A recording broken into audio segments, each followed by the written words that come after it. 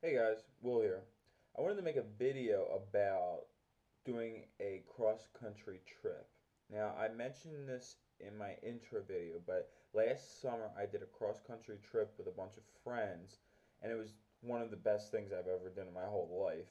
Um, we learned a lot of different things that you should and shouldn't do during cross-country trips. So I'd like to make a video about that. Now I'm probably going to make another video about my actual trip myself, but these are things that we found along the way that could make a trip run a lot smoother if we were to ever do it again. And it just doesn't work for cross-country trips. It really works for any long road trip that you plan on doing, whether it be cross-country or north to south, or if you're in another country or things like that. Um, so let's get started. So definitely the first thing I would say is plan in advance. When you plan in advance, make sure that you set up a deposit for all the people that are going, so you know that they're serious. Because this trip could get a little pricey if you don't have a certain amount of people go. So you don't want to have a lot of people tell you, "Yeah, I'm in, I'm going, I'm all for it," but then just back out at the last minute, and then the fee is on everyone else for like gas and tolls and things like that. So definitely plan in advance. Ask for money up front, at least just an estimate, whether it be $100, $200, and tell them they lose that money if they don't go, because you need to have a set amount of people. Which leads me to my next point. Make sure you get a lot of people involved. Now, when I say a lot, I don't mean like 10 or 11 or 12. I mean, you just want to make sure that you have enough people involved so you can fill the car one and split the cost enough if you were to get hotel rooms and things like that. When we went, there was 5 people, including myself. I'd say 4 or 5 is the perfect amount. You don't want to get a van because then you're going to be using up a lot of gas. So you could get like a Ford Fusion or something like that that's pretty good on gas miles.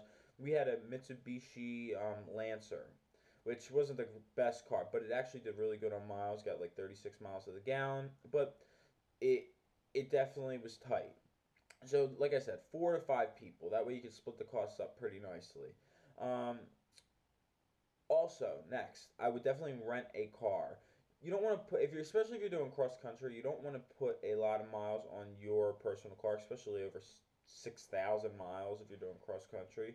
So definitely, I would rent a car, just so it's a lot easier. Now, we did run into some issues with that on our personal trip because of our ages. We were under 25, but we wound up actually getting a rent a car. But look into the rules and laws of where you're at, what state you're in, and what you're allowed to rent and things like that, because you don't want to have to deal with the crap we dealt with. We were supposed to leave at like 8 a.m. We didn't wind up leaving till like 2 p.m. because of all these issues and things like that. So definitely look into the laws and rules. Um, Also, so once you get your car, you know whatever car you're taking and you're packing up, do not pack extra things. When we were planning our trip, we were like, oh, we're going to go camping in certain areas. We were so tired because it is an exhausting trip that we never wound up wanting to camp. We wanted to go to a hotel, get a shower, sleep in a bed.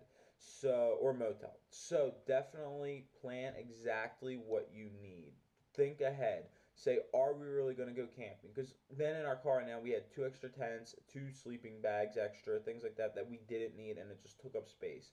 Space is very valuable when you're going to be in a car for 14. It took us 14 days, a long time. It takes you need your space for people to sleep, and things like that.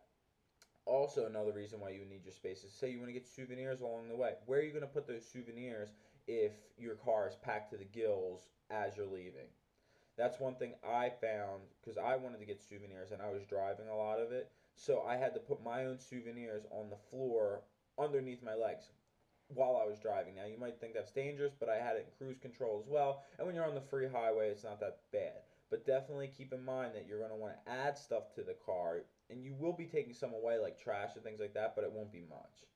Um, Also, next thing you want to do is definitely invest in a phone charger that can hold a lot of phones, especially if you're going with a lot of people, because think of it like this. We got this one charger, and I can put a link in the description to a couple different ones I think would be appropriate. But what it is you plug it into the car charger, and it splits the electricity to all the other cords that could go to different phones. So we were able to charge all 5 phones at once, which was really good because a lot of people were watching Netflix as we were driving, things like that. So that was definitely important. Definitely get a phone charger because a lot of people are going to be on their phones because a lot of people are going to be bored, especially if you're doing a long road trip. Um, so next thing I would definitely do is bring a case or two of water bottles. When you're out on the road, you're going to be stopping at rest stops, and water bottles are going to be $1, $2 a piece. So if you could get that at your like local Walmart or something like that, like a big 24 pack or 34 pack, depending on where you live, for like $3 or $4, you're going to save a lot of money on water, and you want to make sure you stay hydrated. So that's very important as well. Another thing we found that made the trip run a lot more smooth is right before you leave for your trip, make sure you collect the money for gas tolls and all that. And now you're probably saying, well, how do I know how much I need? You won't, but just estimate. Like we said, I think we said like 140 a person. So then we all put $140 together, and then one person held that while we did the trip. Um, and we accounted for it. So we had a book that went along with the money. So every time we pay a toll, the passenger would write in the book and say, all right, we took out $3 for this toll, or $7 for that toll, or even $20 for some tolls. So that was good because we did run out of money at the end, and for like the last stop we had to make, we definitely then we all had to pony up a little bit of money each to put towards it, the gas and tolls. But that kind of saves the time of everyone digging for their own money. Oh, some people not having cash and things like that. In the beginning, everyone knows they need to come with X amount of dollars and put it towards the pot, basically, that you're going to use for tolls and bridges and things like that. And so that worked out really well. Another thing I would say is as you're driving, don't set up your hotels and motels ahead of time. You don't know when you're going to be arriving in that city of wherever you're stopping. So don't do that because then you're going to find yourself canceling things and things like that, which you're probably saying, well, if we plan it right, we're okay. No, because my next tip is stop wherever you can along the trip. That's one thing we found is that there's a lot of cool places along the country that you're not going to plan to stop at. And you'll see a lot of cool things. An example, when we were in Utah, we were driving to California. When we were in Utah, we saw something called the Salt Licks. We were not expecting to see that, but we did. We stopped, got out of the car. It's a field full of salt. Now you're probably thinking like, oh, that's not that cool, but it really was cool.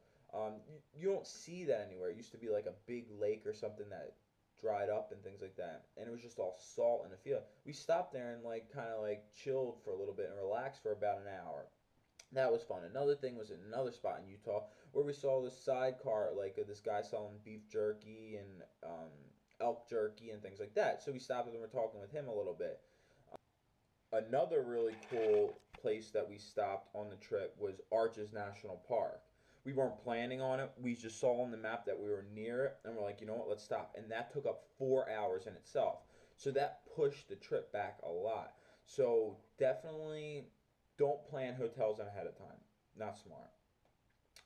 Um, so when you are planning for hotels, say you're like a couple hours ahead of your next city that you're stopping in, stop at some rest stops. Pick up some coupon books because there's a ton of coupon books all along rest stops, and it could save you a lot of money. Our first hotel that we stopped at was normally it was like $100 a night. We found a coupon for weekdays for $30 a night. Then we split that amongst 3 people staying in the room because 2 people got another room, and that wound up being $10 a person for one night. Hot shower, bed, ready to go the next day. $10 is not bad for a hotel, or it was really a motel, but that's really good. Instead of splitting the 100 that we would have had to pay divided by 3, you're looking at like $33 a person. So definitely consider stopping at rest stops and picking up coupon books. Also, when you're making your stops, do not stop at the big cities, like as far as resting there. So we stopped, one of our big stops was Chicago. We didn't stay in Chicago. We stayed right outside of Chicago. If you were to stay inside Chicago, all the hotels and motels are very expensive.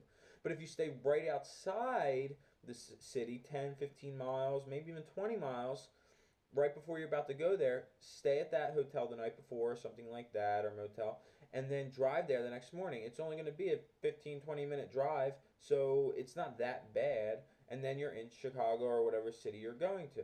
So definitely stop outside of the big cities because you're going to find that things are a lot cheaper. Um, yeah, so that's definitely important. Next thing I found is do not get food souvenirs. Food souvenirs are not going to go well sitting in your car, um, especially if it's like chocolate or things like that. For some reason, I thought it was going to be a good idea to get these wine chocolates in California and bring them all the way back to New Jersey, but without refrigerating them. But no, it melted. It's not smart. Don't do that. Um, so yeah, definitely don't.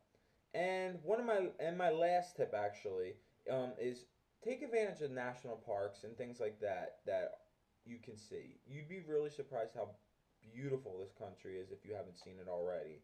Um, I definitely took a lot of things for granted because I never really seen the whole country.